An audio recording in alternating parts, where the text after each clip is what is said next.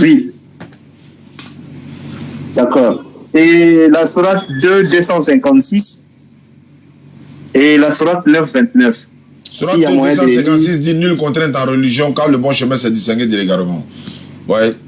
Oui, d'accord. Et la sourate 9, 29. Ah, cette sourate a dit quoi?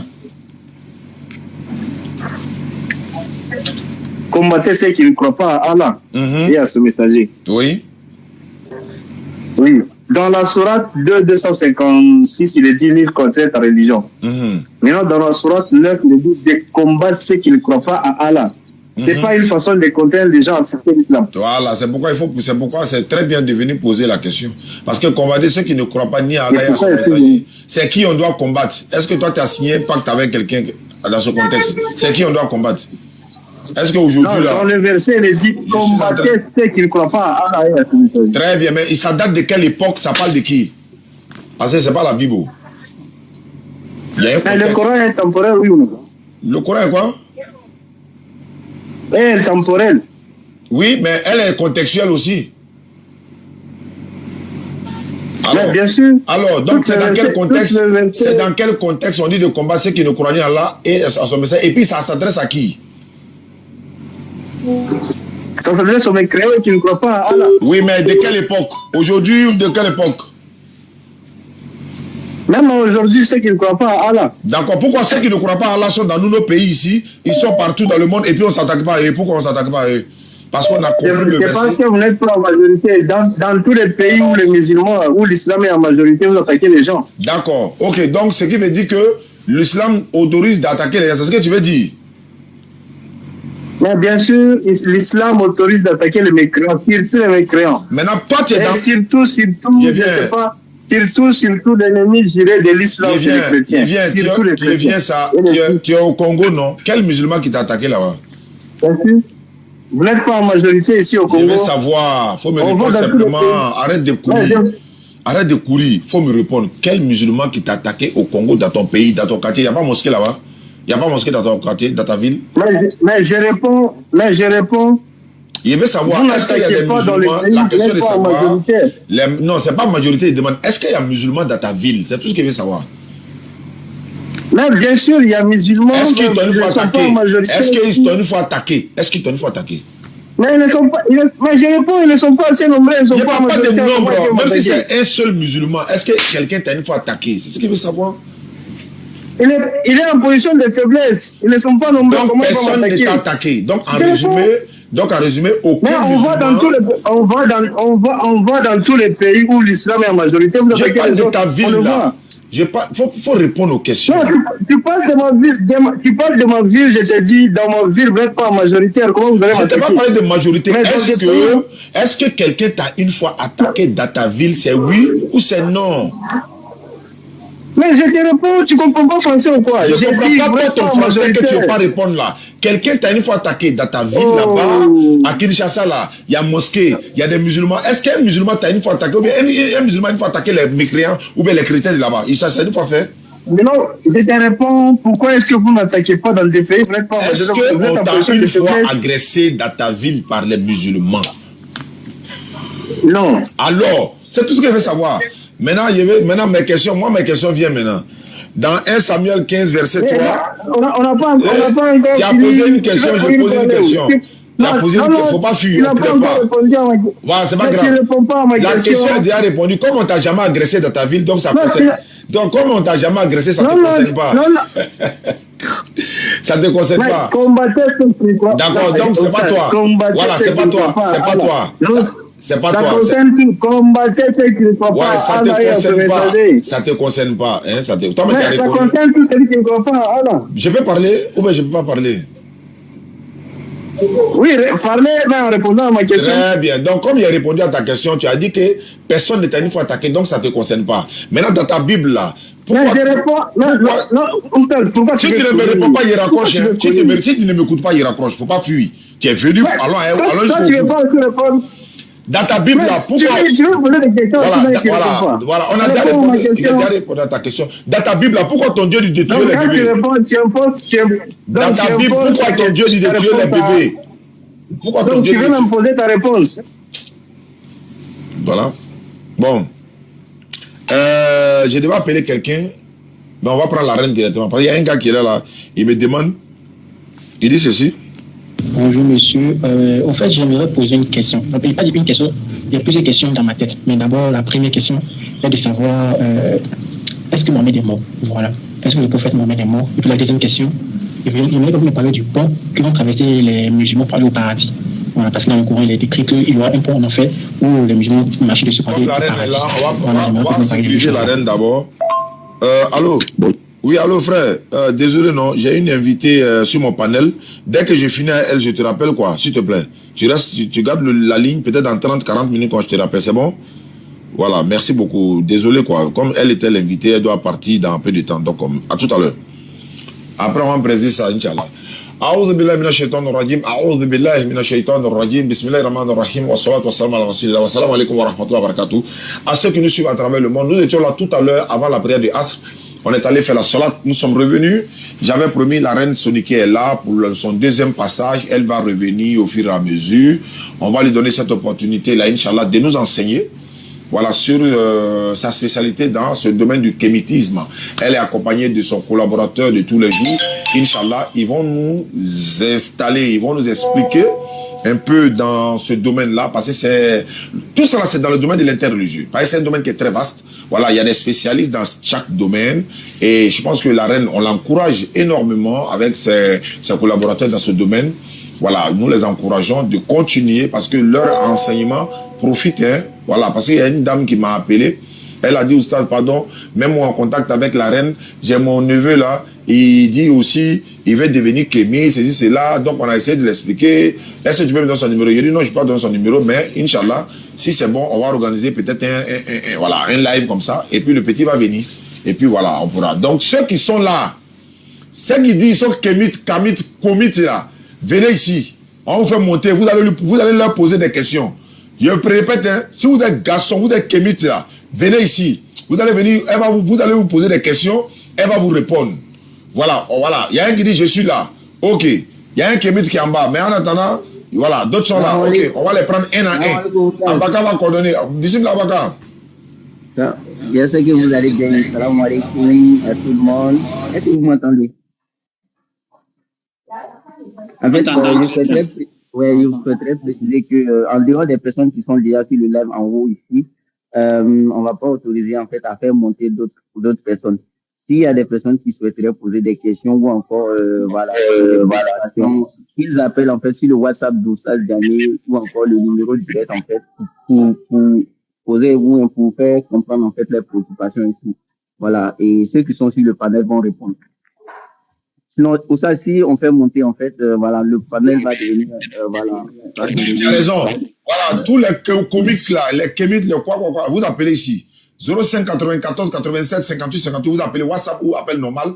Vous posez la question, elles vont répondre. Donc, le marraine, salam alaikum à toi et à mon frère, l'invité. J'oublie son nom toujours. Manhaj, voilà. Ok, bismillah. À vous l'honneur, j'ai fait mon micro, on vous écoute, vous avez le panel à vous, au moins une trentaine de minutes exposées. Et s'il y a des appels, on va essayer de coordonner. Moi, je suis à la régie, Abakar est là, Kadi est là, et c'est parti. Bismillah. Naam, bismillahir rahmanir rahim, wa salatu wa salam ala rasulillah, rabbi shrah li sadri wa yassir li amri, wahlul uqdatan min lisani yafqahu qawli thumma ma ba'd.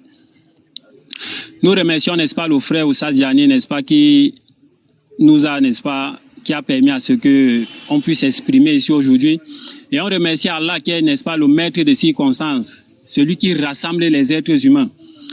Et ici, avant de commencer, j'aimerais dire que la lecture que Oustaz Diané écoutait, il s'appelle Kameni, il est du Cameroun et c'est un Bamileke.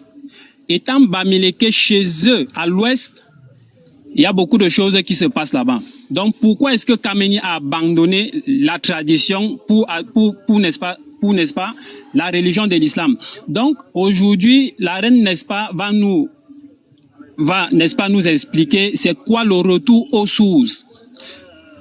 Le retour aux sources, tant, n'est-ce pas, parler, n'est-ce pas, par les Kamites, La reine, n'est-ce pas, va s'étendre là-dessus et elle va nous expliquer c'est quoi en fait, qu'est-ce qu'il y a à l'intérieur lorsque les kémites nous demandent de revenir à la source. À quelle source les kémites nous demandent de revenir à elle. Donc, et aussi la reine, n'est-ce pas, va nous expliquer au sujet, n'est-ce pas, de l'aliénation. Est-ce que le fait, n'est-ce pas, de prendre certains apports extérieurs à une autre culture fait de toi quelqu'un qui est un aliéné. Donc, voilà les sujets sur lesquels, n'est-ce pas, la reine, n'est-ce pas, va essayer de s'étendre et de nous expliquer de manière chirurgicale.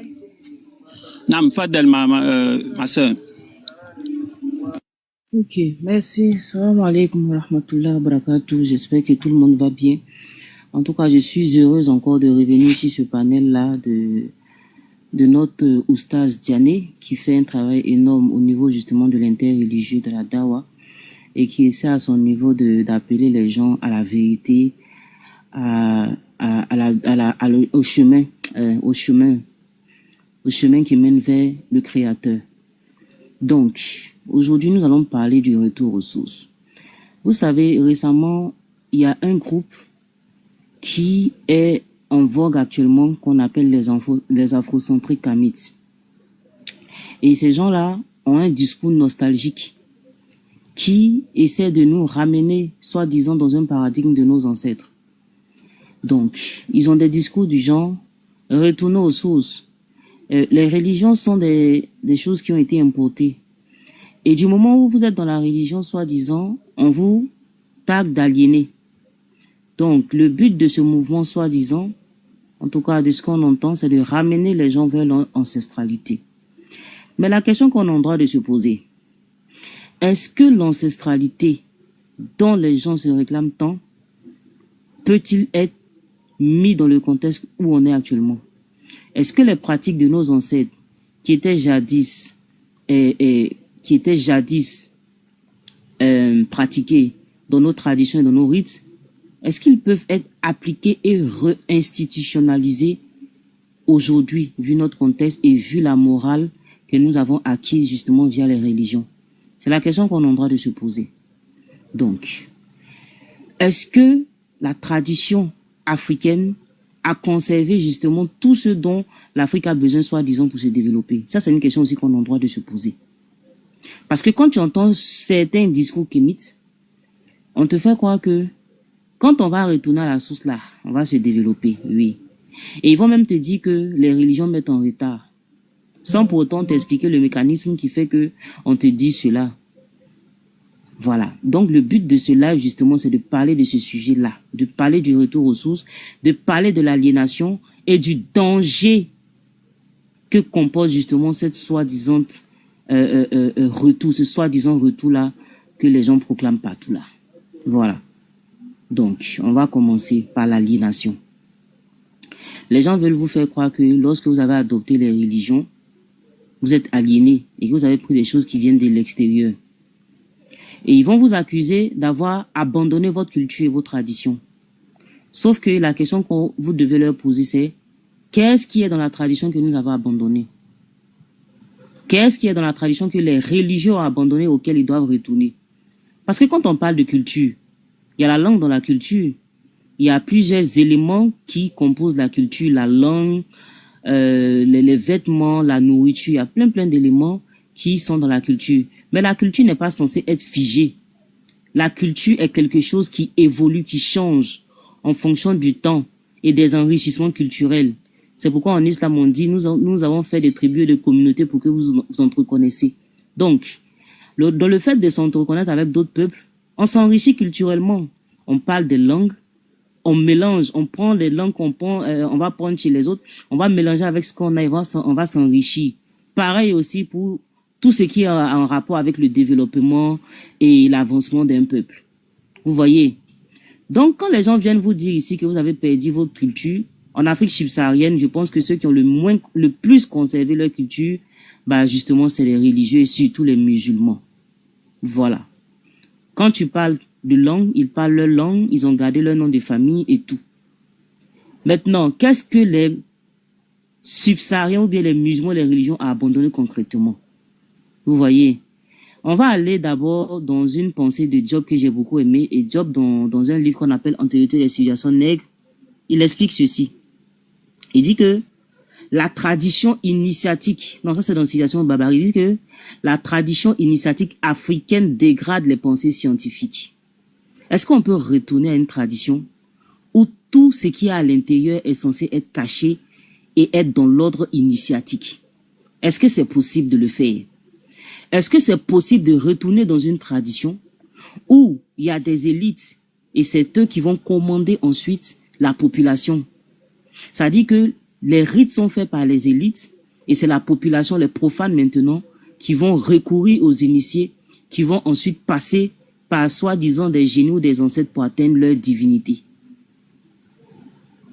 Est-ce que la connaissance était vulgarisée dans l'ancien monde? Non. Dans l'ancien monde, la connaissance était fermée et hermétique. Et c'est ce qui a causé justement le retard de l'Afrique. Et Cheikh Anta Diop le dit. Il dit que lorsque les Grecs sont venus, ils ont appris en Égypte, quand ils sont arrivés chez eux, c'est-à-dire ils ont partagé la connaissance avec la population. C'est ce qui a fait que les Blancs ont pu faire leur renaissance. Mais qu'est-ce qui s'est passé en Afrique? Les connaissances sont restées cachées. À part quelques initiés aujourd'hui qui, lorsqu'ils vont se convertir, ils vont expliquer concrètement ce qui se passe dans les traditions. On ne savait pas pourquoi on faisait certaines pratiques et pourquoi certaines pratiques persistaient sur le continent. Des pratiques comme des sacrifices humains. Des pratiques comme les rituels contre les albinos. Tout ça fait partie des retours aux sources. Et je vais vous expliquer pourquoi. Donc, nous, quand on a entendu le discours sur le retour aux sources, on était éblouis. Mais quand on allait regarder dans les éléments de culture, on a vu qu'on avait gardé plein de choses. Et on a vu que les choses qu'on avait abandonnées, si un kamite même vient aujourd'hui pour dire qu'on n'a qu'à retourner, quand on va lui montrer ça, je te jure que lui va renier son ancestralité. Et c'est le cas, et c'est ce qui arrive actuellement. Parce que lorsqu'ils te disent de retourner aux sources, et quand tu leur montres justement les cultes qui étaient dans ces sources-là, ils vont te sortir une rhétorique du genre, oui, nos ancêtres étaient des hommes. Mais si tes ancêtres étaient des hommes, pourquoi tu veux qu'on retourne à eux? S'ils ont pu se tromper, pourquoi tu veux qu'on retourne à ce qu'ils ont fait et qui n'était pas bien pour le continent? Quand on prend l'histoire des civilisations, on se rend compte que à un moment donné, les gens avaient la connaissance, mais à un moment donné, ils vont commencer à rentrer dans les superstitions et dans les choses qu'on va appeler les rituels. Vous voyez? Et d'abord, on va citer quoi? On va citer d'abord les sacrifices humains. Donc, pourquoi dans l'ancestralité, les gens faisaient les sacrifices humains? Les initiés vont parler. Les initiés vont dire que les gens font les sacrifices humains pour nourrir leur divinité, pour nourrir leurs ancêtres. Donc, leurs ancêtres ont besoin de sang humain. Remarquez bien, lorsqu'il y a l'approche des grands événements, vous voyez qu'il y a des disparitions, n'est-ce pas? Est-ce que vous savez d'où viennent réellement ces pratiques-là qui font qu'il y a des disparitions? Ça vient justement de cette ancestralité-là qu'on veut aujourd'hui, que les gens veulent qu'on retourne. Parce qu'avant, c'était institutionnalisé. Et comme je l'ai dit, c'est l'élite qui commandait. Donc l'élite va venir, va dire que oui, nos divinités ont demandé sacrifice humain et la population doit se plier à ça et offrir même des gens pour faire des rituels. Donc c'est pour nourrir des énergies ou des entités. Ça fait un. Deux, un autre élément qui fait partie justement des rituels qui se passaient en Afrique, c'est les rituels d'accompagnement. C'est-à-dire que quoi? Pendant que dans la religion musulmane, on te dit qu'il faut affranchir les esclaves, il faut épouser les esclaves. Est-ce que vous savez, dans l'ancestralité, dans les dérives de l'ancestralité, ce qui se passait? Les esclaves, ils étaient utilisés tout simplement pour aller accompagner les rois dans l'au-delà. Ce qu'on va appeler les rituels d'accompagnement. Donc, on a retrouvé dans certaines civilisations, comme par exemple à Kerma, dans les civilisations nubiennes, et même dans le Dahomey et consorts, plein de royaumes comme ça, on retrouve des sépultures où on retrouve des rois qui sont accompagnés de leurs esclaves ou de leurs serviteurs. Vous voyez? Donc tout ça pour vous dire que si ces pratiques-là, aujourd'hui, ont été traitées d'immorales, c'est parce que justement, il y a une morale qui est venue remplacer ce qui était là. Et je n'ai même pas encore parlé du cas des albinos. Les albinos qui ont été martyrisés sur le continent pendant des siècles et des siècles. Est-ce que vous connaissez l'origine justement de pourquoi les albinos sont vus comme quelque chose où les gens doivent tirer un bien mystique ou spirituel? Est-ce que vous savez d'où ça vient? Ça vient encore des conceptions animistes auxquelles les gens veulent qu'on retourne. Donc, ça veut dire qu'aujourd'hui, quand les gens font retour aux sources, demandent retour aux sources, c'est dangereux pour nous, la population. C'est dangereux même pour ceux qui sont albinos. Vous voyez? Et dans certaines cosmogonies, on présente les albinos comme l'incarnation du mal absolu. Donc, c'est une sorte de racisme déguisé envers ces gens-là. Donc, ils ont martyrisé, et c'est dans toutes les communautés. Et ça, quand même, c'était général, que ce soit depuis l'Égypte antique jusqu'en dans l'Afrique subsaharienne, les albinos ont été vus comme des mots qui doivent être éliminés. Et j'ai fait un live la dernière fois pour donner les détails sur cette question-là. Ceux qui veulent le livre, vous me contactez, je vais vous donner les livres qui en parlent. Donc, ils ont été considérés comme des êtres qui sont impurs, qui sont inaptes à la vie. Qui, lorsqu'ils seront Dja, ils vont apporter la prospérité. Parce que, pour eux, Dja des albinos, c'est lutter justement contre le mal. Donc, lorsqu'ils vont enlever le mal, pour eux, ils vont avoir la richesse. Voilà comment ils ont persécuté les albinos sur le continent. Et tout ça vient de quoi? Des conceptions dites animistes. Ou d'un retour aux sources. Vous voyez? Donc, ici, on a tous ces éléments-là qui étaient cachés parce que justement, ceux qui pratiquaient justement cette manière de vivre, cette manière de penser-là, bah, c'était tout simplement des gens qui cachaient leurs connaissances en griffes, ou bien qui cachaient leurs superstitions dans des rites initiatiques. Ce qui fait que dans nos pays, c'est rare de pouvoir combattre contre ces pratiques-là parce que les gens se cachent pour le faire. Vous voyez. Ensuite, on va venir dans les pratiques où les gens vont utiliser les gris-gris. Parce que j'ai vu, et c'est dommage que les gens n'arrivent pas à faire la part des choses entre la tradition des mandingues ou des djoulas, les traditions qui étaient là, et l'islam. Parce que j'ai vu des gens confondre islam et marabout. Sachez qu'en islam, il n'y a pas de maraboutage en tant que tel. Oui. C'est des gens qui sont des féticheurs, des anciens féticheurs, des anciens somas, comme on le dit chez nous, qui vont se présenter comme des musulmans pour continuer à pratiquer, vu que les gens devenaient religieux. Vous voyez? Donc, ils vont continuer à pratiquer, mais en se faisant passer pour des musulmans pieux. Et voilà comment ils vont rentrer dans la religion pour détruire la religion de l'intérieur. Sinon, comment vous expliquer qu'une religion qui est venue pour prôner l'unicité, pour prôner le Sirat al-Mustaqim, c'est-à-dire la ligne directe qui te mène vers le Seigneur, sans passer par des gris-gris, sans passer par des entités, sans passer par des ancêtres, et que tu vas trouver encore des pratiques à l'intérieur. Donc, il faut se poser des questions. Donc, effectivement, il y a eu des gens qui sont rentrés dedans par opportunisme. Le mot marabout n'a jamais désigné un féticheur ou quelqu'un qui fait des choses occultes. Le mot marabout, c'est tout simplement ceux qui enseignent la connaissance. Mais vu que les autres là sont rentrés dedans, ils se sont fait passer pour des marabouts. Donc, les gens confondent le maraboutage et le fétichisme. Donc, le maraboutage, le fétichisme est strictement interdit en islam. Et c'est l'une des raisons pour laquelle l'islam est venu, pour enlever tous les intermédiaires, mais malheureusement, bah, ils sont rentrés avec. Vous voyez? Et c'est aux musulmans maintenant de dire aux gens de faire la part des choses.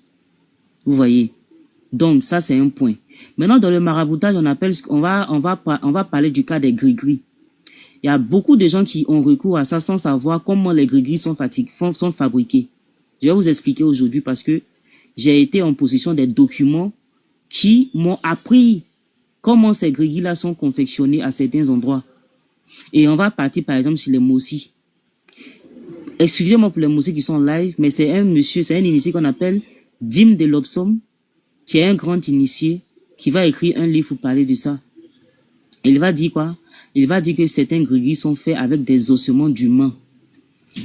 Vous voyez? Ça dit que des fois, vous allez voir qu'ils vont profaner des tombes.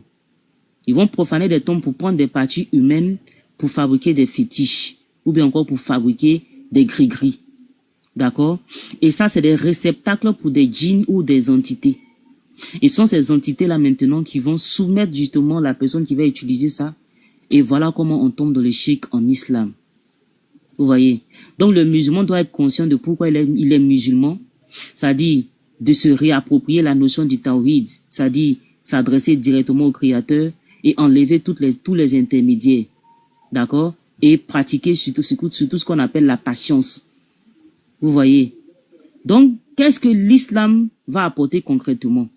Parce que les gens ne comprennent pas ce que l'islam va apporter dans la tradition. L'islam n'est pas contre la tradition dans un sens général, mais l'islam est contre la tradition initiatique qui met en place certaines pratiques qui vont vous détourner justement du Sirat al-Mustaqim, comme de la même manière que les Arabes ont été détournés jusqu'à ce qu'ils fassent justement le culte des idoles. C'est la même manière que ici aussi en Afrique, des gens aussi avaient délaissé justement leur monothéisme. C'est pourquoi dans les langues africaines, vous allez trouver que partout on a la notion du Dieu unique. Mais demandez-leur comment on adore ce Dieu-là. Ils ne savent pas. Et ils vont te dire qu'il faut passer par des entités, par des ancêtres, parce qu'ils ont pris des intermédiaires. Et c'est là maintenant le combat de l'islam. Donc l'islam va rapporter une nouvelle morale qui va faire que les albinos pourront vivre. Puisque l'islam dit que nous sommes tous faits d'un seul être. Donc dès lors que tu vois un albinos, tu vois ton frère, ça dit hormis la couleur de peau. C'est pourquoi la dernière fois quand je suis venu dans ce live, j'ai dit aux gens de faire attention concernant la couleur de peau parce que ça va emmener beaucoup de dérives. Puisque dans le Moyen-Âge, nos ennemis ont utilisé ça contre nous, nous n'allons pas encore utiliser quelque chose qui a été nocif. Donc, on s'est rendu compte qu'effectivement, ces pratiques-là ont été vraiment une catastrophe pour nos albinos, qui sont même minoritaires sur le continent. Quand vous allez dans certains endroits, vous voyez qu'ils sont dans des camps qui sont protégés. C'est parce que justement, même si effectivement les religions ont fait un travail énorme de ce côté-là, mais les gens, comme on dit tantôt, les superstitions ont la peau dure. Vous voyez. Donc c'est au fur et à mesure, lorsque les gens vont s'imprégner réellement du contexte de la religion, savoir pourquoi ils sont religieux, c'est là maintenant qu'ils vont se détacher de tous ces préjugés et ces superstitions. Vous voyez. Et tous ces gens-là aujourd'hui qui sont là, qui soi-disant sont des musulmans, mais qui ont recours à certaines pratiques, moi je dis tout simplement que mieux vaut vous déclarer que de rester dans une religion qui n'accepte pas certaines pratiques. Donc l'islam est contre ça. L'islam dit qui tue un être humain, c'est comme s'il avait tué toute l'humanité. En islam, on ne tue pas gratuitement. Vous voyez. Et là, c'est une morale fondamentale. Et même encore, lorsqu'on prend l'une des sourates où on dit aux Arabes qu'ils ont enterré leurs filles vivantes, bah, sachez aussi que ça aussi, cette morale-là de ne pas enterrer les filles vivantes, bah, c'est venu avec l'islam. Et le travail a été fait depuis les Arabes. Et le travail a continué jusqu'à ce que les populations africaines commencent à adopter la religion et qu'ils créent une rupture. C'est-à-dire, ils vont faire une rupture justement avec ces traditions-là qui ont martyrisé certains pendant un long moment sur le continent. Vous voyez.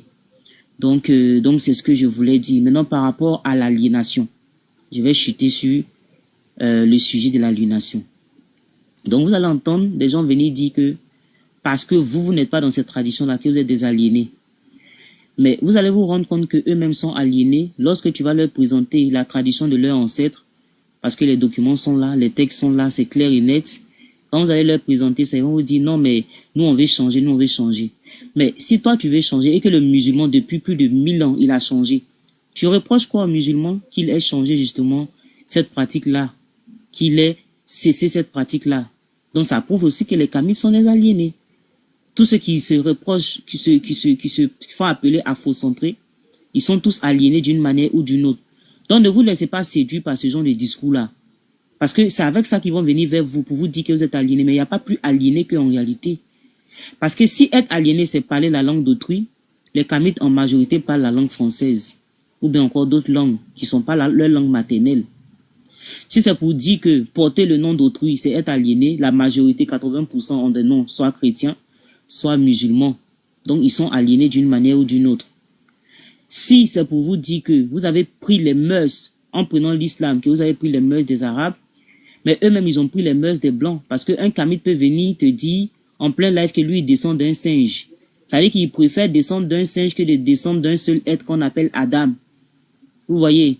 Mais c'est une aliénation qui ne dit pas son nom parce que on sait que même si les ancêtres, à un moment donné, ils se sont trompés de chemin, on ne peut pas les en vouloir puisque, alhamdoulilah, ils ont repris le chemin vu qu'ils se sont convertis. Mais nos ancêtres n'ont jamais eu l'idée de vouloir se réclamer d'une ascendance où leurs ancêtres étaient des singes. Ça n'existe pas dans l'histoire de l'Afrique.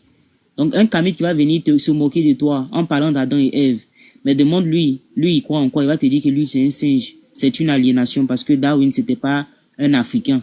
Ni tous ceux qui sont dans cette théorie de l'évolution-là, il n'y a aucun qui est africain. Donc, c'est un aliéné. Le Kamite va venir te parler d'influence extérieure alors que le Kamite envoie son enfant dans l'école de papa blanc, comme moi j'aime le dire. Donc, il va envoyer son enfant dans l'école de papa blanc, qui va aller apprendre la langue française, on va lui-même lui interdire de parler la langue maternelle à l'école.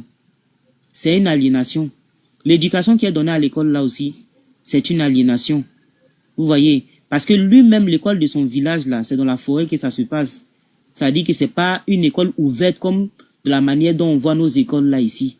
Donc c'est une sorte d'aliénation. Vous voyez. Donc ceux-mêmes qui vous reprochent d'être aliénés sont en réalité ceux-là même qui sont les plus aliénés. Vous voyez.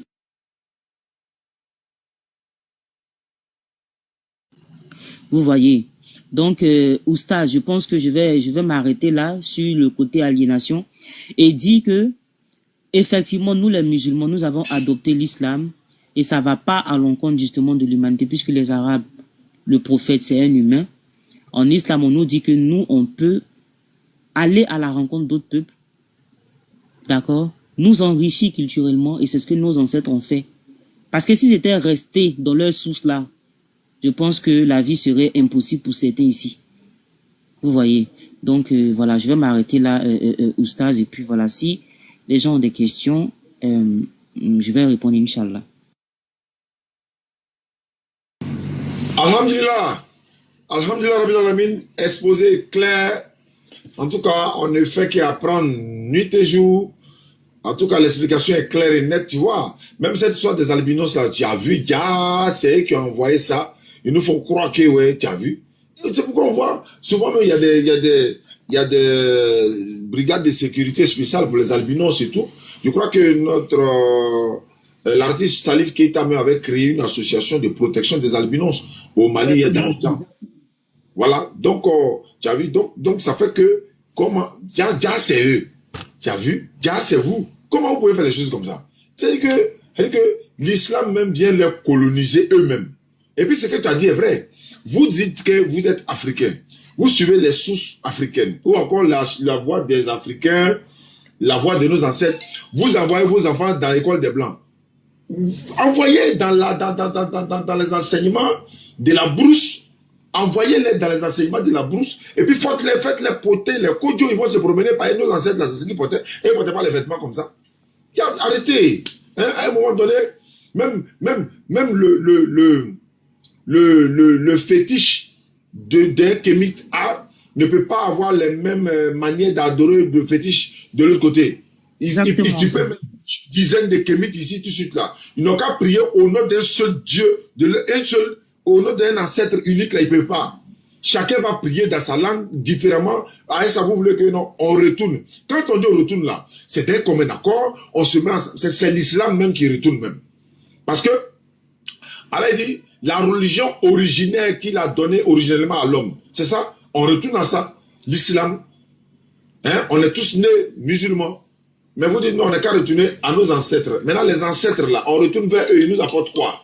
Vous partez marier les petites filles de combien d'années après, c'est pour venir vous arrêter ici, pour dire non, c'est rentré sorti ici. On connaît l'histoire des rois qui ont vécu dans le temps. Et là, ce qu'elle a dit, il y a des esclaves qui doivent accompagner le roi dans son dernier recueillement là-bas. Pourquoi? Vous partez prendre enfant des gens pour dire non, le roi s'en va, donc il faut que les enfants l'accompagnent. Vous partez les sacrifier. Donc arrêtez. On vous connaît maintenant. Donc, Manara, si tu as quelque chose à dire, et ceux à qui on a dit, n'ont qu'à poser cette question-là, appelez 05 94 87 58 58. Tu appelles, tu poses ta question, elles vont entendre, et puis on rentre dans le vif du sujet. Vous n'êtes pas d'accord, apportez. Pourquoi doit-on retourner à nos ancêtres? Et puis retour à nos ancêtres là, ça dit que à l'ignorance, à l'adoration des morts, à l'adoration des idoles, à l'adoration des fétiches, c'est ce que vous voulez nous amener alors? On est quitté dans... C'est-à-dire que les parents, les ancêtres sont en train de quitter dans quelque chose. Oui, non, retournons. Donc, pour ne même pas dire ouvertement, allons adorer cadavres là. Vous dites non, on va retourner aux ancêtres. Mais les ancêtres, c'est les cadavres, non? On n'a qu'à les adorer, quoi. Venez nous dire ça clairement ici. On vous attend ici. Les kamites là, venez ici. Venez appeler. Manera, bissim là. Ok, merci beaucoup et je remercie vraiment l'exposé qu'a fait, n'est-ce pas, notre sœur Reine Soninke. C'était un exposé magistral. Moi, je ne vais pas trop m'étendre parce que elle a bien expliqué. Moi, je veux lorsqu'elle a parlé, par exemple, d'aliénation, c'est-à-dire, est-ce que adopter une culture étrangère fait de toi quelqu'un qui est un aliéné? Maintenant, si les Kamites nous disent que définissent le kémitisme comme étant le retour à la source et que nous remontons le temps, nous tombons dans l'Égypte antique. Est-ce que les Égyptiens étaient-ils des aliénés? Moi, je dis oui, selon la compréhension des Kamites. Pourquoi je le dis? Je le dis parce que lorsque nous prenons la tablette de Namer, c'est la tablette qui représente l'unification de la Haute et de la Basse Égypte. Sur cette tablette, il y a des notions d'écriture qui ne renvoient en aucune façon à l'Égypte antique, mais qui renvoient à quelle civilisation? À la civilisation sumérienne. Ça veut dire que les Égyptiens ont pris des éléments d'écriture dans la civilisation sumérienne. Là, je peux donner un exemple. Derrière Namer, sur une face de la tablette, derrière Namer, au-dessus de celui qui tient ses sandales, il y a une étoile. L'étoile là, c'est le nom de Dieu. Pourquoi est-ce que les Égyptiens ont emprunté ça chez les Sumériens? Ça veut dire qu'eux, ils n'avaient pas un nom synthétique qui renvoyait à Dieu.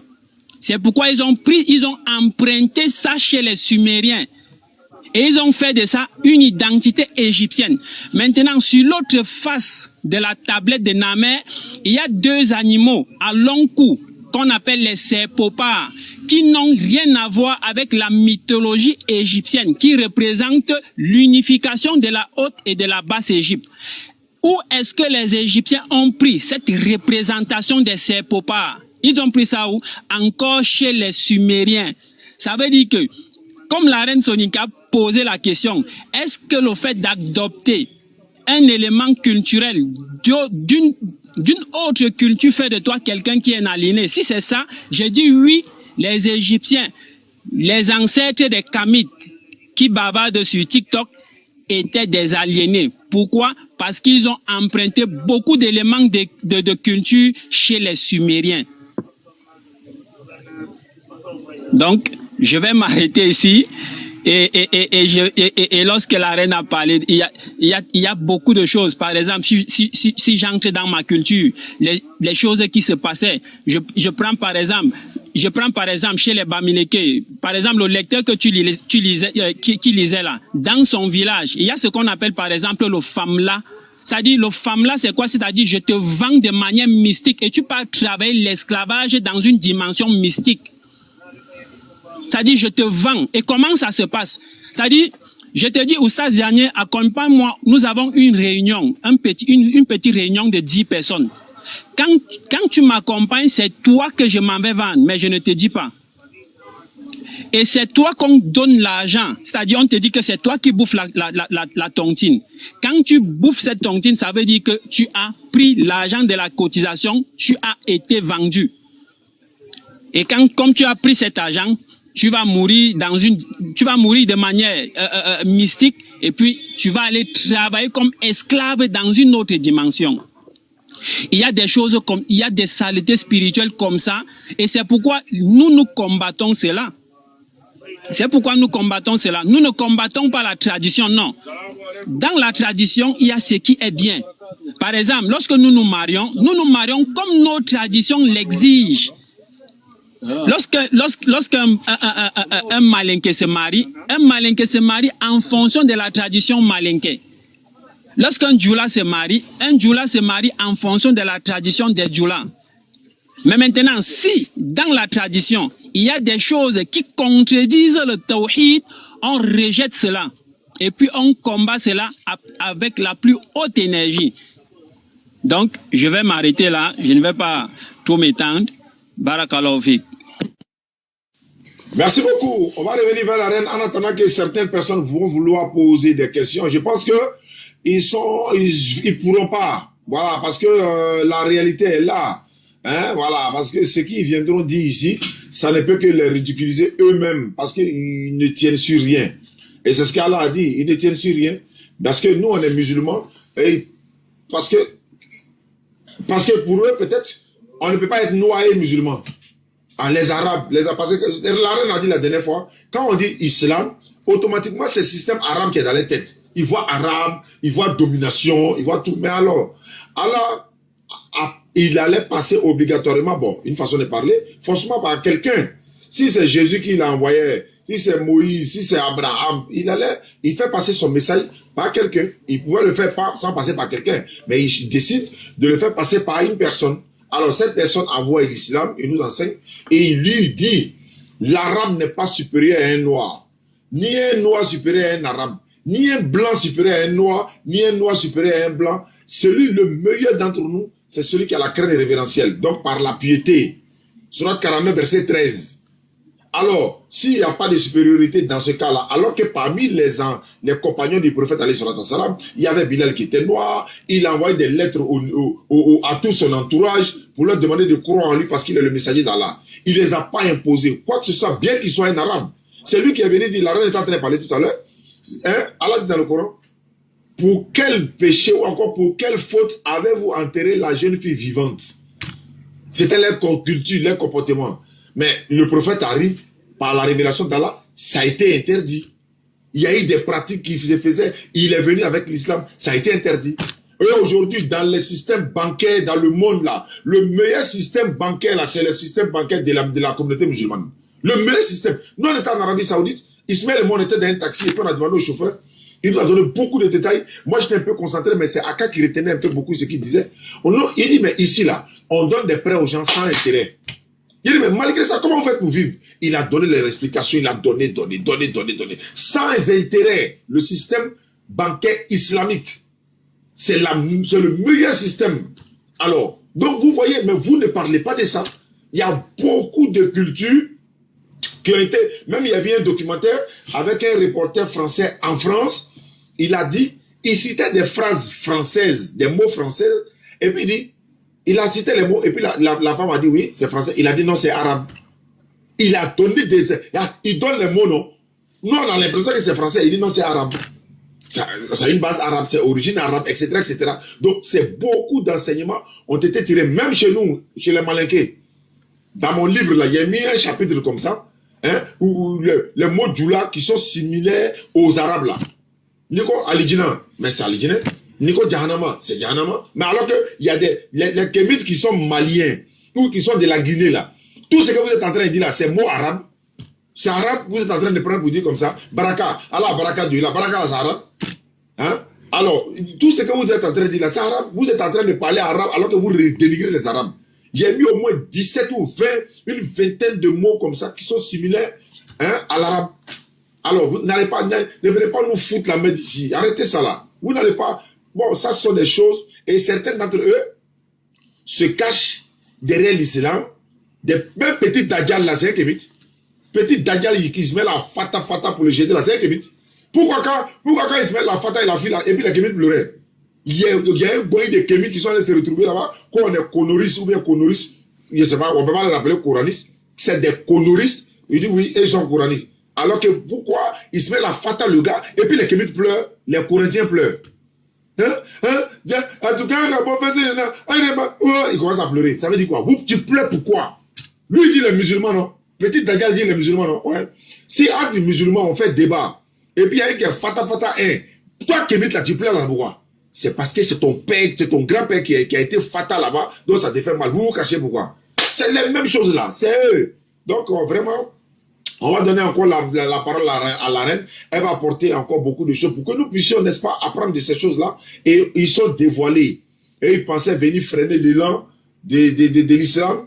Et puis non seulement, le petit Dajjal a été fata, les Corinthiens ont pleuré, les Kémites ont pleuré. Et les musulmans sont contents. On se pose, bon, débat musulman, hein, c'est chrétiens qui pleurent. Débat entre musulmans, les chrétiens pleurent, les Kémites pleurent. Il y a un guise sur roche. Même petit Dajjal, quand il est rentré dans le débat, il dit, il salue les chrétiens et les Kémites. Alors qu'il dit, t'es musulman. Quand frima te mène nous, quoi, c'est pas la peine. Allons-y, ma reine, bismillah. Bon, après, je sais pas, hein, peut-être que, bon, j'ai lu en commentaire qu'il y a quelqu'un qui aurait fait une demande, mais finalement, on a vérifié, j'ai appelé même le modérateur de faire monter. Le modérateur dit qu'il n'y a pas de demande. Donc, si vous voulez poser vos questions, bah, montez, posez vos questions. Ou bien si vous voulez contredire quelque chose que j'aurais dit, ou remettre en question ce que j'aurais dit, bah, vous pouvez monter. De toutes les façons, le live, il est enregistré. Donc, Oustaz Diané, c'est un peu ça. Faut comprendre que nos ancêtres étaient des humains, effectivement, mais ils ont connu Dieu. Et lorsque nous sommes allés voir, effectivement, dans l'ancestralité, on a compris que, effectivement, ils avaient la notion d'un Dieu unique. Mais pourquoi les gens ne se posent pas la question? Pourquoi dans les traditions, on ne nous montre pas comment prier, par exemple, ce Dieu-là? Tout simplement parce que la tradition a régressé d'une manière. Et Cheikh Anta Diop dit, il le dit, la tradition initiatique dégrade les pensées scientifiques au lieu de les enrichir avec le temps. À quoi sert la connaissance à une personne s'il ne peut pas l'enrichir? Ça dit que tu sais que 1 plus 1 est égal à 2. Mais qu'est-ce que tu vas tirer justement de cette connaissance-là? Peut-être que tu sais que 1 plus 1 est égal à 2, mais tu n'as pas les moyens justement d'exploiter cette connaissance. Donc c'est l'autre qui va venir te montrer comment exploiter cette connaissance. Ça, c'est ce qu'on appelle l'enrichissement. Je donne un autre exemple. En Afrique, ici, on avait beaucoup de ressources sous terre. On sait que l'Afrique regorge de minerais, de tout ce qui fait en tout cas la magie. On fait magie avec les gens dansent et puis c'est du folklore. Ils peuvent même mettre une marmite comme ça et puis ils vont mélanger. Ils vont applaudir, c'est fini. Hein. On n'a tiré rien de concret justement de cette connaissance. Sauf que quand l'autre va venir, il va prendre cette connaissance, il va aller développer cette connaissance-là de telle sorte à fabriquer des choses qui seront utiles justement à l'humain. Donc quand lui il va faire cela, est-ce que toi tu vas dire que tu vas pas prendre parce que ça vient pas de toi? Tu vas le prendre quand même parce que c'est un enrichissement qui s'est fait. Et qu'on le veuille ou pas, en matière de connaissances, il y a d'autres peuples qui sont plus avancés que d'autres peuples. Ça a toujours été comme ça. C'est de la même manière qu'en Égypte antique, ils étaient aussi avancés que les Grecs. Mais les Grecs vont venir apprendre d'eux et aller développer ensuite. C'est ce que les musulmans vont faire aussi. Ça veut dire qu'ils vont acquérir la connaissance et ils vont développer la connaissance. Il y aura une grande civilisation, ce qu'on appelle l'âge d'or de l'islam. Mais tous musulmans qui connaissent ce que c'est que l'âge d'or de l'islam, je te jure que quand tu vas marcher en tant que musulman, tes épaules ne peuvent pas descendre. Ça veut dire que tout ce qu'on voit aujourd'hui là, toutes les technologies là, le soubassement, qui a ravivifié justement cette connaissance là qui était endormie et végétée? C'est les musulmans. Et l'islam dit quoi? Allez chercher la connaissance, même si c'est jusqu'en Chine. Et les musulmans sont allés chercher la connaissance. Ils ne se sont pas contentés de chercher la connaissance. Ils ont développé la connaissance. Ils ont créé des grands centres de savoir, de connaissance. Pendant que nos traditions initiatiques là, les choses sont cachées là-bas. Ça dit que où ils vont, tout ce qu'ils savent faire, c'est de faire le folklore avec la connaissance qu'ils ont. Ou encore faire utiliser les êtres humains pour en faire des rituels ou soi-disant nourrir des entités, d'accord, ou nourrir soi-disant des énergies. Voilà tout ce qu'ils savaient faire à l'époque. Donc nous, nos ancêtres, vu qu'ils étaient sages, oui, alhamdoulilah, on a eu des ancêtres qui étaient sages parce que s'ils avaient la mentalité que ces kamites-là aussi aujourd'hui nous prennent là, cette mentalité fermée, ça dit faire croire que oui, on ne peut être développé qu'en restant fermé, c'est une mentalité qui ne peut qu'emprisonner l'être humain et l'empêcher même de développer son potentiel. Ça dit acquérir, apprendre des autres et développer ensuite la connaissance. Donc nous, chez nous, il n'y a pas une affaire d'arabe, il n'y a pas une affaire de chinois, il n'y a pas une affaire de blanc ou quoi que ce soit. S'il y a la connaissance quelque part, le musulman doit apprendre cette connaissance-là et développer la connaissance. C'est pourquoi les premiers musulmans ont créé des civilisations islamiques, que ce soit en Europe, que ce soit même ici en Afrique. Nos grands centres de savoir comme Tombouctou, où on étudiait déjà le quadrivium, le trivium. Vous voyez, on étudiait la science, on étudiait l'astronomie.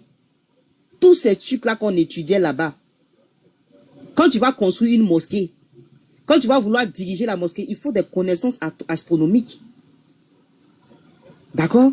Donc, l'islam va titiller justement l'esprit de l'humain de telle sorte à développer son potentiel et ne pas l'enfermer justement dans soi-disant une tradition archaïque qui va créer de superstition en superstition jusqu'à massacrer des gens gratuitement parce qu'il n'y a que dans l'animisme qu'on tue gratuitement.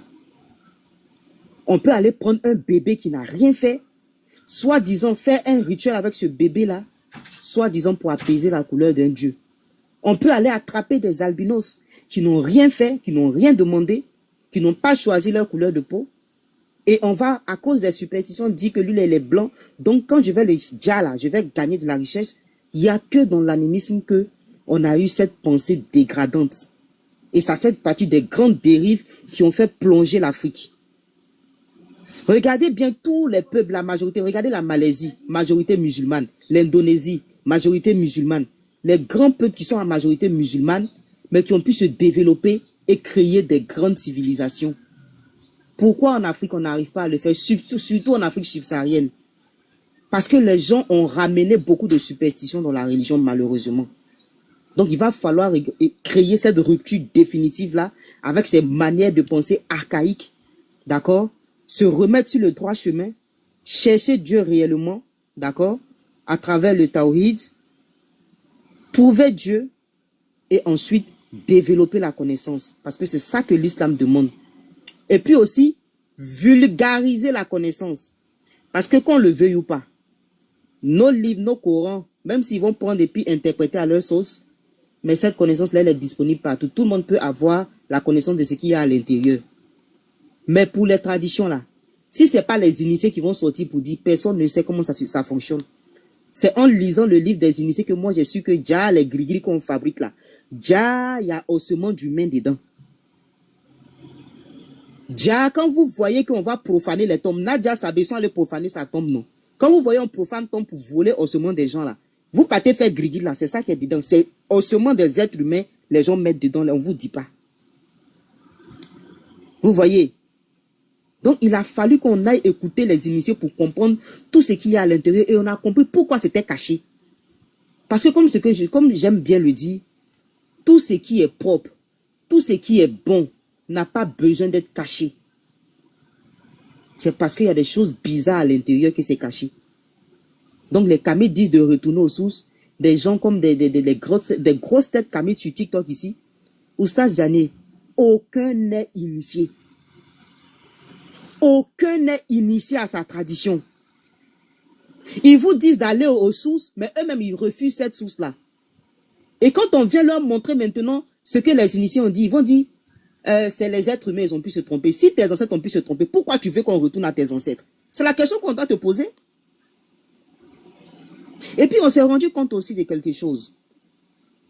Quand ils vous disent, retourner aux ancêtres, et puis quand tu leur montres là, ils vont finir par te dire que nous, c'est pas Dieu qui a dit. Même ça encore, ils se rendent pas compte que c'est une méconnaissance encore de la tradition. Parce que même dans la tradition, Dieu s'exprime. Quand ils vont vous dire que nous, notre Dieu s'exprime au travers de la nature. Vous pensez que c'est en quoi faisant? C'est dans les consultations et la divination. Et vous pensez que la divination, c'est quoi? La divination, justement, c'est le fait de communiquer avec Dieu. Donc, ils communiquaient bien et bien avec Dieu. Mais en passant soi-disant par les ancêtres et des énergies. Nous, on dit, nous les musulmans, on dit que vous avez, c'est pas avec Dieu. Et nous, on dit que c'est avec les shaitans que vous avez. Vous pensez que c'est avec Dieu, vous communiquez à travers vos ancêtres. Mais pour nous, là, c'est avec les shayatines que vous traitez. C'est pourquoi rien de bon ne sort de la tradition. Tu vas aller voir un traditionnaliste qui va te dire, et même encore, il y a un phénomène encore que vous avez remarqué, où les gens aiment vous dire, oui, dans ta famille, il y a un sorcier, ton sorcier est en train de te bouffer là. Vous pensez que c'est que dans le christianisme, dans certains côtés du christianisme, la base même là, c'est ça, c'est là-bas aussi. Ça dit qu'ils ont détruit des familles comme ça. En disant, oui, quand tu vas faire des consultations, même quand tu rêves, pour toi, c'est pas simple. Tu t'en vas voir un devin. Et il va te dire, bon, tu as ta grand-mère au village, c'est elle qui te fait la sorcellerie. Récemment, j'ai posté une vidéo d'une vieille femme très malade. C'est un pays gourou, si je ne me trompe pas. Elle est très malade. Ils ont mis une marmite sur sa tête. Ils l'ont fait trimballer dans le village pour la faire passer pour une sorcière, pour dire qu'elle a voulu manger son pauvre frère. Voilà l'obscurantisme dans lequel les gens veulent qu'on retourne. Donc il faut qu'on dise ça, il faut qu'on dise aux gens le danger qu'il y a à l'intérieur. Vous avez le choix. Vous choisissez le chemin direct, sans carrefour, sans tourner à gauche, sans tourner à droite. Sirat al-Mustaqim direct. Avec ton Dieu, tu fais ta prière, tout est en toi. tu fais ta prière, tu fais ton jeûne, tu fais, d'accord, tout ce qui va te permettre de te rapprocher de ton Dieu sans pour autant prendre des intermédiaires.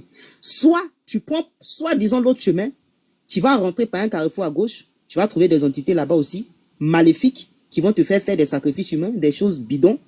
Tu vas tourner à droite, tu vas voir des soi-disant ancêtres qui ont besoin de libation, d'accord, pour pouvoir continuer de travailler dans l'au-delà, soi-disant. Soit tu passes par la route tout droit direct. Donc c'est le cadeau que l'islam nous a donné qui est là. Maintenant, si tu veux, tu prends. Tu vas voir. Si tu veux aussi, tu laisses. Tu vas voir aussi. De toutes les façons, chacun fait ses expériences. Voilà, je vais m'arrêter là pour le moment, Oustaz Diané. Alhamdulillah, on se retrouve là. Il nous reste quelques minutes pour laisser la reine partie s'occuper de la rupture de l'iftar. Et voilà, et on a le grand Nino qui est parmi nous. Et voilà, alhamdulillah, et ça, ce sont des frères qui sont dévoués pour la cause d'Allah. Ils sont des personnes tout terrain. Voilà, peu importe le débat, en tout cas, ils sont là pour nous soutenir avec la grâce d'Allah. On va pas tarder trop avec Reine, mais avant de donner la parole à Nino, je vais laisser Man Raj s'il a quelque chose à dire. Et puis on va passer à Nino et puis on va vous laisser partir. Et puis voilà, nous on va conclure. Je ne crois pas, à Bakas, on ne pourra pas faire du live ce soir parce qu'on a fait 2 DA dans la journée. Bon, je vais prendre le temps pour travailler un peu. Mais d'accord, on va laisser Man Raj intervenir un peu et puis on revient à Nino et puis on termine avec la Reine. Donc allons-y, Man Raj, bismillah. Ok, merci beaucoup. Ce que nous allons dire aux musulmans et à tout Africain qui nous écoute ici aujourd'hui, c'est quoi? C'est que le vrai retour à la source, c'est à la soumission d'Allah. Parce que l'homme a été créé étant soumis. L'homme a été créé par son créateur déjà soumis. Il était déjà soumis. C'est pourquoi dans toutes les civilisations, dans tous les peuples africains, tous ces peuples avaient la connaissance d'une entité suprême qui est le créateur de tout. Tous les Africains le connaissent. Tous les Africains, il n'y a aucun ancêtre africain qui ne savait pas que Dieu n'existe pas. Non, tous savaient que Dieu existe. Ben, la connaissance de cette connaissance de l'entité suprême créatrice, comment elle est arrivée à ces ancêtres-là? Voilà la question que nous nous posons. C'est pourquoi Allah dans le Coran te dit wa li kulli ummati rasoul. À chaque communauté, son prophète, son messager. Ça veut dire que si ces ancêtres africains avaient la connaissance d'une entité suprême, ça veut dire que dans chaque communauté en Afrique, il y avait la visite d'un messager de Dieu qui était l'ambassadeur, le vicaire d'Allah, de Dieu. C'est pourquoi le vrai retour à la source, c'est la soumission d'Allah. Ce n'est pas un retour farfelu, n'est-ce pas, des sacrifices des albinos, des sacrifices des jeunes vierges, des sacrifices de tout ce qu'il y a de saleté spirituelle. Et c'est la religion qui vient ouvrir les yeux à nos ancêtres. C'est pourquoi Cheikh Anta Diop et cet écrivain occidental, comment on l'appelle, Philippe Tolra, ils nous disent que avant 1800, l'Afrique était animiste. Mais après les 1800, toute l'Afrique a basculé dans la religion. La question que je pose et je me pose ici, pourquoi est-ce que nos ancêtres ont abandonné leurs coutumes pour se verser dans la tradition? Et cette question-là, chaque personne ici doit la répondre. C'est pas moi qui va répondre à cette question. Donc je dis merci beaucoup au Oustaz Diané. Il est déjà l'heure de la rupture ici chez moi, Inch'Allah. Merci beaucoup, Manraj. On va laisser voilà, la parole à Nino. Nino, salam alaikum. Salam alaikum wa rahmatullahi wa barakatuh, Chao et la famille. J'espère que vous allez bien. Moi, Chao, moi, c'est très rapide. Hein. C'est très bien, moi, mon métier, c'est quoi? Tu sais, c'est quoi mon boulot? J'étais venu pour allumer au cas où quelqu'un allait monter, essayer de défier la reine, tout ça. Mais bon, ils peuvent pas. Et puis, de toute façon, ces gens-là. Il y a un qui est là, on dirait. Oh, c'est l'ancêtre là? Ouadraogo, l'ancêtre. Ah, ça dit. Lui, il est kémite, quoi. Il est kémite, il peut même pas s'aligner devant la reine. Il peut pas. Ah, lui qui va téléphoner à très là. Non, il peut pas, il peut pas. D'accord, comme on n'a pas assez de temps, la reine est là. Est-ce qu'il a une question à poser? Comme il est monté. Ah, allô, tu as une question à poser? Oui. Salam alaikum à tous les musulmans, j'espère qu'on m'entend bien. Si on m'entend bien, alors, je sais pas. Oui, on t'entend. D'accord. Il n'y a pas de souci. Bon, merci beaucoup de m'avoir reçu sur votre panel. Vous savez, on est dans un pays laïque, hein. Chacun a le droit de dire ce qu'il veut, mais dans le respect, en fait. Donc, j'ai entendu des propos venant de la reine, voilà, sur notre tradition. Donc, voilà pourquoi je suis monté. Il y a une question à lui poser concernant l'enfant né hors mariage. L'enfant né hors mariage en islam, qu'est-ce qui lui arrive? Je voulais plus d'explications concernant la reine. L'enfant qui est né hors mariage en islam, qu'est-ce qui lui arrive? C'est ma question. Il ne prend pas le nom de son père et il n'hérite de rien de son père, oui, et alors? Donc, tu viens de me répondre. Donc, il ne va pas hériter de son papa. Mais qu'est-ce que l'enfant a pu bien faire alors que Allah subhanahu wa ta'ala dit que nul n'héritera du fardeau d'autrui? N'est-ce pas une contradiction? Donc, c'est à ça que vous nous appelez. Un enfant qui n'a pas demandé, qui n'a rien fait, il ne va pas hériter de ses parents. Tu ne trouves pas ça que c'est... Tu trouves ça normal? Ok, je vais répondre de manière claire, nette et précise. Et j'espère que tous ceux qui sont dans ce live vont prendre des notes. Effectivement, l'enfant n'a rien fait, mais ça fait partie des lois de l'islam. Est-ce que vous... Oui, on t'entend, mais oui, je suis en train de répondre au fait. Je suis en train de répondre. Est-ce que vous saviez que c'est l'islam qui donne le droit à l'enfant de hériter directement de son père? Est-ce que vous savez que ça vient des religions? Est-ce que vous savez que dans la tradition, dans le système matrilinéaire, est-ce que vous savez que lorsque, astaghfirullah, mon mari n'est pas là, est-ce que vous savez que moi, mes enfants n'ont pas le droit d'hériter de mon mari? C'est-à-dire de prendre l'héritage de mon mari. Et vous savez qui prend l'héritage de mon mari? Les enfants de sa sœur. Ça, c'est la tradition qui le dit. C'est ce qu'on appelle le système matrilinéaire. Donc, dans l'ancestralité, on n'héritait même pas de son propre père. Et tu sais pourquoi, Oustaz Diané, on disait ça? On disait ça parce qu'on est sûr que l'enfant de ta sœur, c'est ton propre enfant, mais tu n'es pas sûr que toi-même, ton enfant, soit ton enfant. Voilà pourquoi ils ont établi ce système-là. Donc, ça veut dire que si moi, je retourne dans l'ancestralité, je n'aurais même pas pu hériter de mon propre papa. C'est ma cousine, la fille de ma tante qui aurait pu hériter. Et ça encore, c'est encore mieux. Est-ce que vous savez que lorsque dans certaines traditions, et lui-même il le sait, c'est pourquoi quand il vient poser ce genre de questions en disant oui, il n'a rien à faire, moi je vais aller dans la tradition pour voir comment l'islam même va améliorer malgré tout ça. Donc, est-ce que vous savez que dans certaines traditions, lorsque monsieur aussi meurt, bon, lorsqu'il n'y avait pas les sacrifices d'accompagnement, parce que la femme était censée accompagner son mari lorsqu'il meurt dans l'au-delà, mais lorsqu'ils ont commencé à faire ces systèmes-là, il y a un autre système qui était là dans certains endroits. Et le système était quoi? C'est que lorsque ton mari meurt là, ça dit ton fils peut hériter de toi.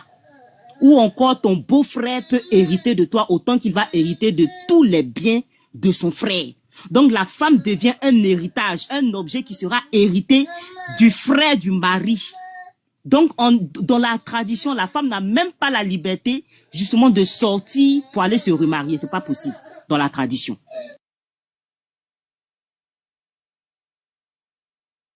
Donc, c'est ça que je voulais dire. Donc, quand tu viens ici pour parler d'héritage, pour dire que l'enfant hérite pas, oui, l'enfant n'hérite pas, mais il peut hériter de sa mère.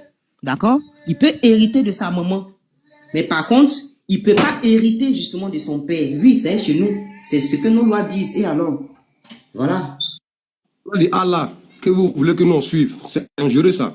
Pourtant, moi, il y a eu un enfant hors mariage. Donc, tu veux me faire croire que l'enfant ne va pas moi mériter. Donc, vous voyez la dangerosité de votre religion.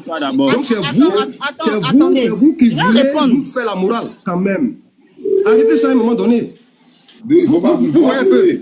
Vous voyez un peu. D'abord, tu commences à pleurer comme toi. Donc, de un d'abord, t'es pas musulman. Donc, pourquoi tu te sens concerné? Parce que Allah a dit. Déjà, tu dis que tu Voilà. Vous nous appelez à cette religion. Vous nous appelez à cette religion. Attendez, monsieur. Quand Voilà vous pourquoi posez nous des sommes questions, là pour contrecarrer, faut te calmer. ces gens de loi. Faut pas pleurer, laisse Eva répondre s'il te plaît. Voilà, Tu faut poses te question. calmer. Va très bien se passer. Tu sais où tu es monté, tu sais à qui tu as affaire. Donc. Mais réponds-moi, est-ce que tu trouves ça normal qu'un Oui, enfant je n'hérite trouve pas de ça son papa? très normal. Je n'ai pas eu d'enfant hors mariage. L'islam vient prêcher justement. Ceux qui ont eu les enfants au mariage, là, donc les enfants Oui, n'auront oui, pas je viens. Laisse-moi parler, non. ni son nom. C'est tout ça Laisse-moi normal. parler. Parce que toi, tu as eu des enfants avec. Faut pas créer le désordre. Tu as eu des enfants dans le mariage. Vous voyez, tu es venu monter, on t'a fait monter tranquillement, pose ta question puis écoute. Faut pas créer le désordre. Alors, C'est- marraine. Voilà, donc, Voilà. donc il est en train de nous faire croire que c'est trop grave. Lui, il a eu enfant hors mariage, mais lui n'est pas musulman. Mais une fois que tu es musulman, il y a un ordre précis que tu dois suivre. L'islam condamne la fornication. D'accord? L'islam n'accepte pas la fornication. L'enfant pourra hériter de sa maman. Il n'y a pas de problème. D'accord? Mais il ne peut pas hériter de son papa. Le but justement, c'est de limiter les enfants hors mariage qui seront jetés dans la société à un moment donné. Donc, les enfants sont légitimes dans le mariage. Maintenant, le but de toi, ta question maintenant, c'est de vouloir décrédibiliser l'islam à travers ça. Mais au contraire, tu es en train de montrer encore la sagesse de l'islam, puisque l'islam interdit justement toute relation hors mariage. Donc, c'est pas une injustice, puisque l'enfant va continuer d'hériter de sa maman tout simplement. Voilà. La réponse est tellement claire. Nino, tu as quelque chose à dire? Voilà, parce que, voilà, je pense que c'est clair, parce que eux, ils sont autorisés. Bon, selon eux, il n'y a pas d'ordre. Donc, chacun peut coucher avec qui il veut, n'importe comment, comme la reine vient de le dire. Et effectivement, en islam, les choses sont ordonnées. Mais par contre, chez eux, comme elle vient de le développer tout à l'heure, là, vous voyez comment ça se passe, les héritages, etc., etc. Donne-nous chez vous, frère, comme tu es en train de reprocher à l'islam, chez vous, l'héritage se passe comment? L'héritage se passe selon la loi établie par nos gouvernants. Voilà. C'est-à-dire. La loi qui a été émue par les êtres humains, c'est-à-dire la Constitution. C'est-à-dire, peu importe l'enfant soit né en mariage ou pas. Je te parle selon la loi. Selon la loi. Je vis en Côte d'Ivoire ici. Voilà, donc si tu as une fille et un homme, comment tu partages ton héritage? Selon la loi. Non, mais Ouedraogo, tu dois pas répondre selon la loi du pays. Tu dois répondre à la loi. Bien sûr, je suis.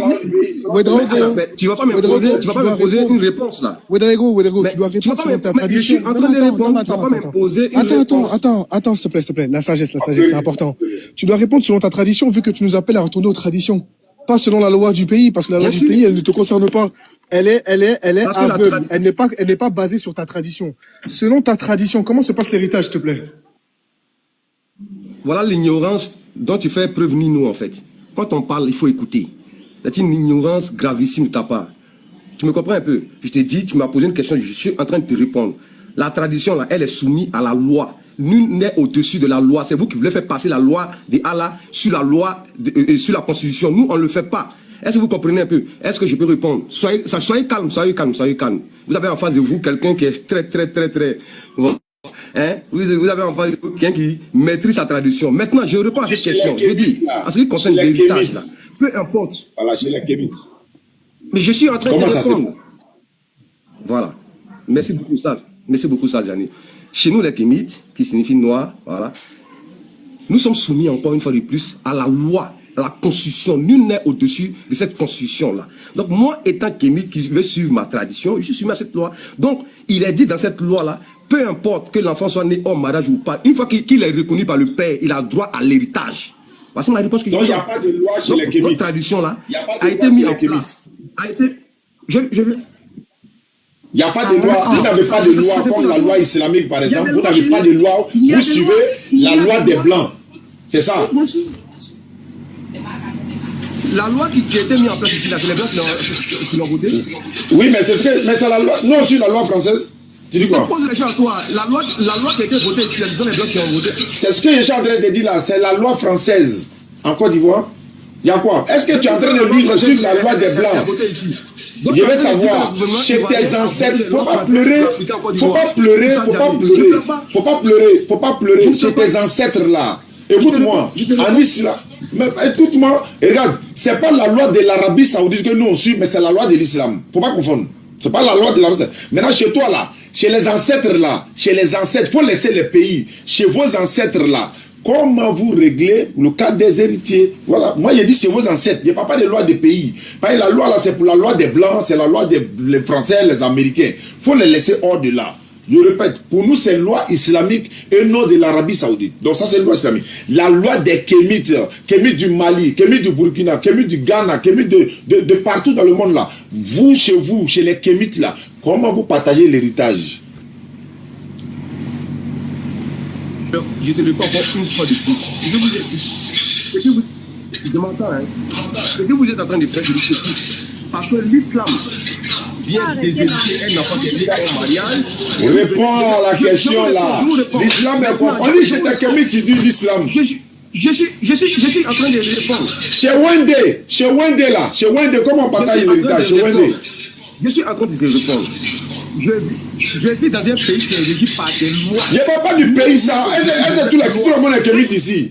Est-ce que tout le monde est Kémite en Côte d'Ivoire ici? J'ai dit chez Wende, quand on te dit ton Dieu c'est qui, tu ne dis pas le président de la République, tu dis Wende, non? Non, tu dis Wende. J'ai dit chez Wende. Parce que tu as l'habitude de dire ta divinité c'est Wende. Wende t'a dit quoi par rapport à l'héritage? Tu ne peux pas répondre à ça. Tu as venu dire ici la loi du pays. Ah, aujourd'hui, toi, Kémite, tu prends la loi du pays. Ah, mais ça, c'est bien ça. Ça, c'est très bien ça. Ah, voilà l'aliénation dont je parlais.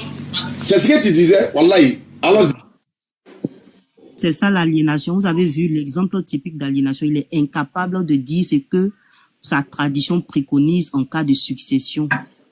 Voilà l'hypocrisie des Kamites. Donc, il dit que les lois, il prend les lois de son pays. Or, les lois de son pays sont inspirées justement du passé chrétien. D'accord? Ou bien parfois du passé musulman. Donc, les lois vont fonctionner en fonction de ça. Ou encore, des lois inspirées de l'Occident, c'est-à-dire de Papa Blanc.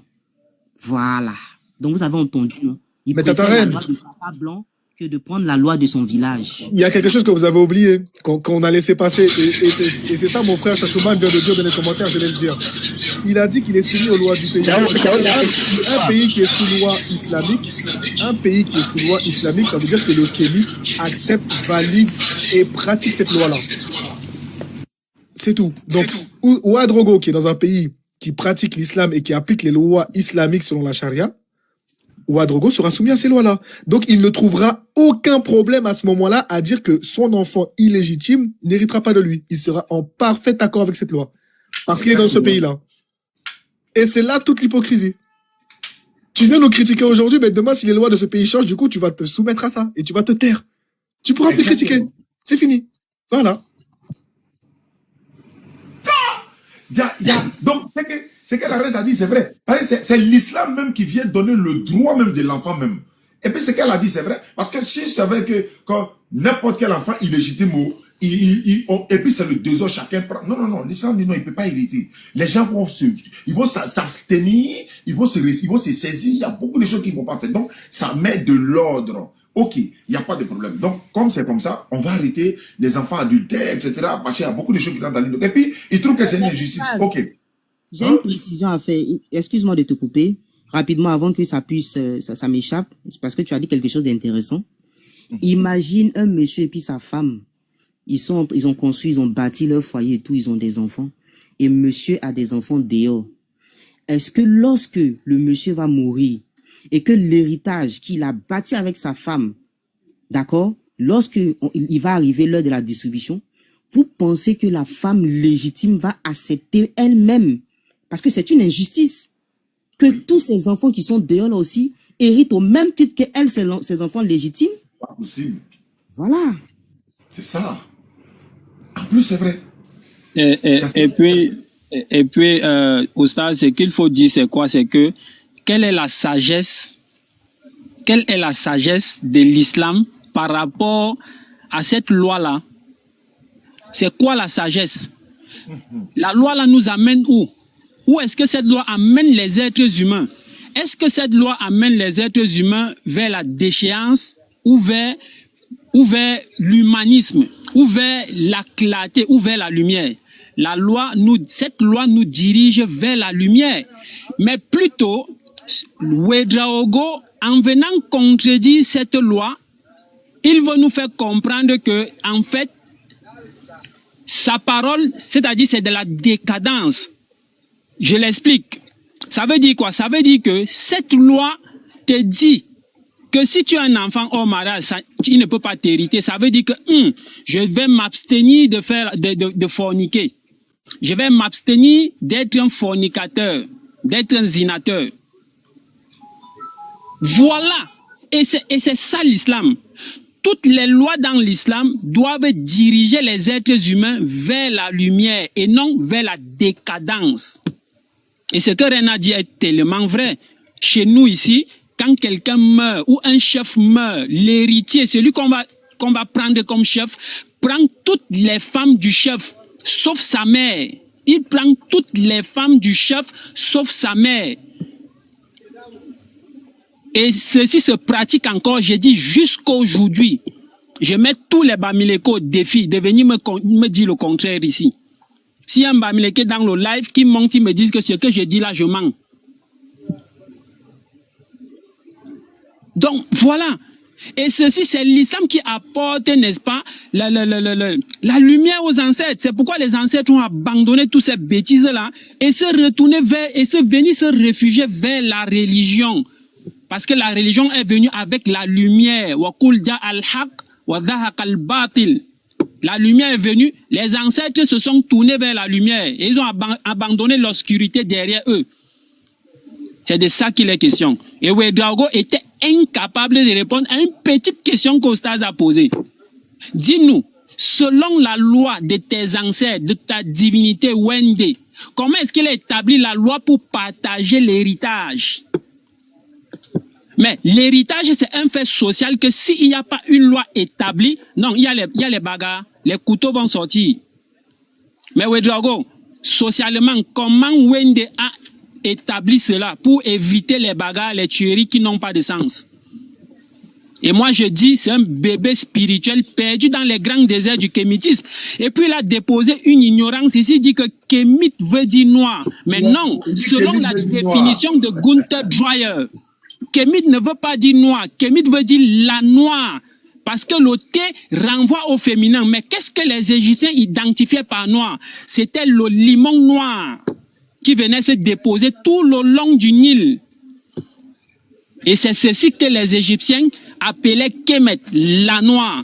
Et ceci, Gunther Dreyer le définit à partir d'un vase qu'on a découvert à l'époque titine, c'est-à-dire à l'époque avant la réunification des deux terres. C'est pourquoi moi j'ai toujours l'habitude de dire que tous les Kamites sont analphabètes, mais tous les musulmans savent lire et écrire, parce que tout musulman lit son livre. Mais combien de Kamites peuvent lire les hiéroglyphes? Tous sont analphabètes. Donc, je vais m'arrêter, Inch'Allah. Il dit que Kémite veut dire noir. Ce qui veut dire, lui, Ouedraogo, il n'était pas noir. C'est quand il est devenu Kémite, il est devenu noir.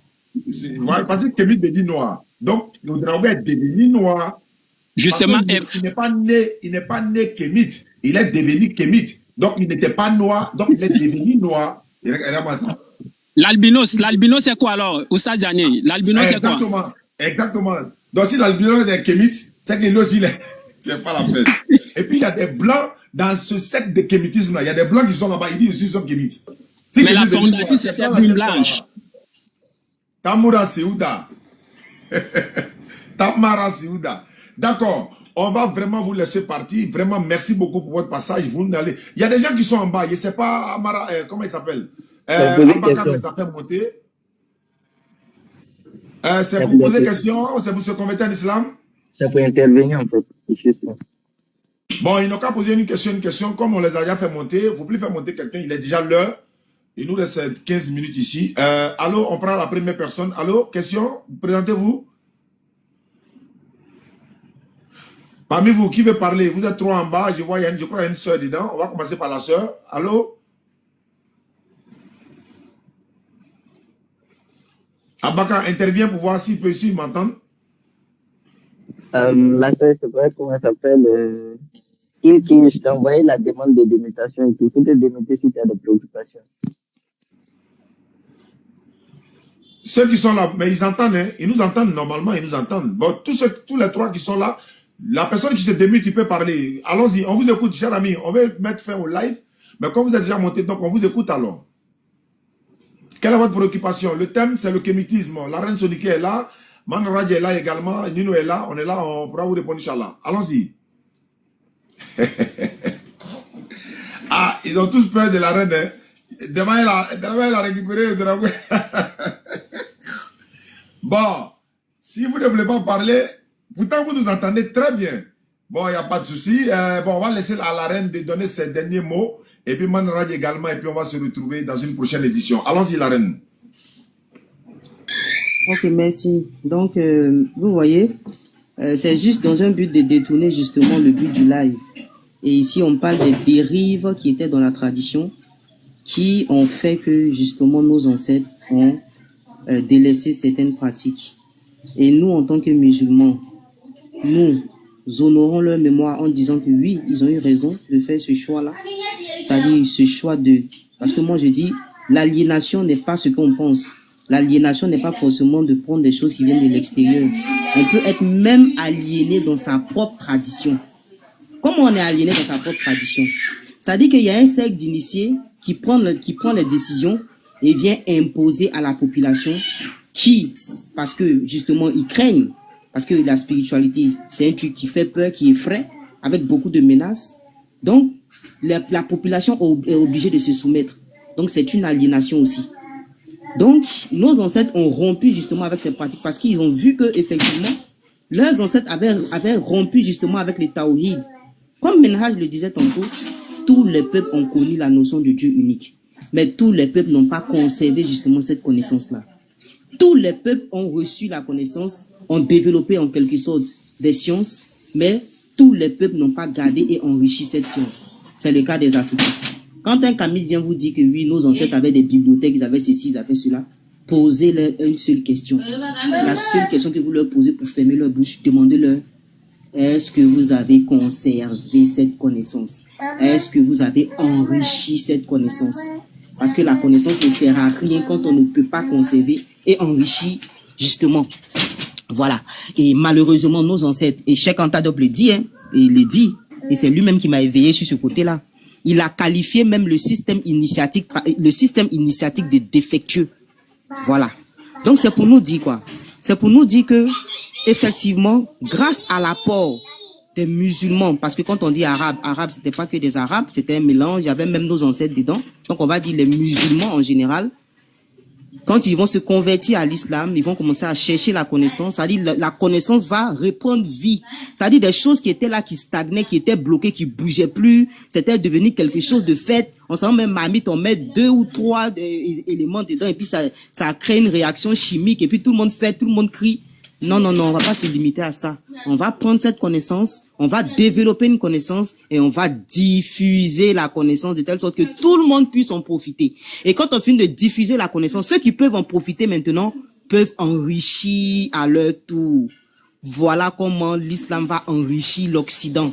Allez-y prendre un livre que moi j'aime beaucoup qui s'appelle Civilisation des Arabes. Mais ce livre-là, quand vous allez lire ce livre, vous allez voir l'apport des musulmans. Pas que des Arabes, mais des musulmans même dans le monde. Comment ils vont prendre les connaissances et puis développer. Vous voyez, pendant que eux, ils sont toujours... Ça dit jusqu'à aujourd'hui, tu vas voir un traditionnaliste là. Aucun initié n'est sorti pour développer quoi que ce soit.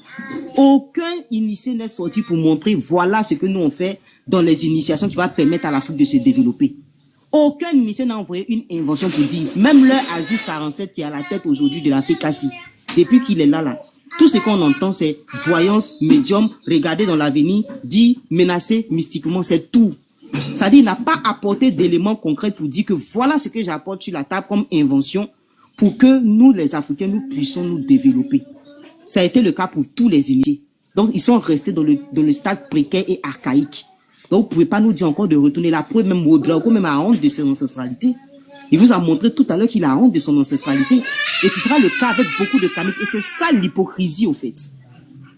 Quand tu viens dire retour aux sources, retour aux sources. Retour aux sources, retour aux sources maintenant, là. Faut nous présenter ça maintenant. Tu es en train de conjuguer. Je m'arrête là. Oui. Faut faire monter le frère Lion d'Or 2 secondes. C'est parce qu'il a un gros débat tout à l'heure. Il y a un D'accord. gros débat tout à l'heure à 21h. Je pense qu'il veut faire une petite annonce. Son nom, c'est Avec qui? Lion d'Or avec une photo de chat. C'est lui. Il débat contre Il va faire Coliseum. le débat avec qui? Contre Salam alaikum, Coliseum. Ustad. Wa alaykoum salam. Il a déjà monté. Ok. Salam.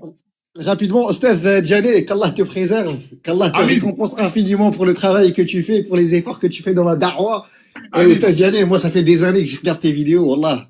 Barakallahu fik, mon frère. Barakallahu fik, Ustad. Merci. Pour tout le bien que tu as fait. En fait, je voulais juste profiter, vu qu'il y a de l'audience, je voulais juste profiter pour faire une petite publicité pour mon débat.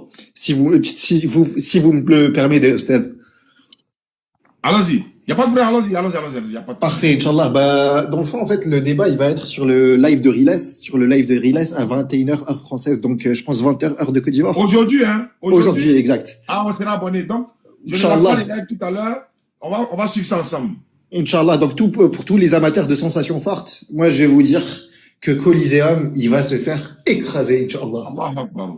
Donc, Inch'Allah, soyez tous présents, et Inch'Allah, ça sera un massacre. Barakallahu fikum. Voilà. Exceptionnellement, mon live de ce soir est annulé. Tout le monde, je relaisse. Vous soutenez le frère Lion d'Or. Avec la grâce d'Allah, je ne fais pas de live ce soir. On sera tous là-bas pour te soutenir, mon frère.